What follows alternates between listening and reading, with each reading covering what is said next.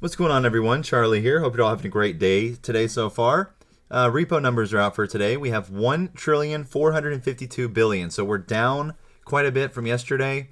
It is what it is. We have 74 counterparties, also down from yesterday. We're heading into the holidays. Tomorrow is Thanksgiving, and I hope you all have a good Thanksgiving, of course. Now, as far as operations for the last 2 weeks, the general trend has been... Oh, okay, so they're not going to show me the prior 2 weeks right now? Okay, never mind. I guess I'll have to show you that later on. But basically, we've been kind of seeing a period of basically sideways numbers, and then we saw an uptick last week, but then now we're seeing a downtick. So it is what it is. 1,452,897,000,000 is the number for today, down from yesterday, also down in the number of counterparties, and this will be a two-term day, considering we're closed tomorrow.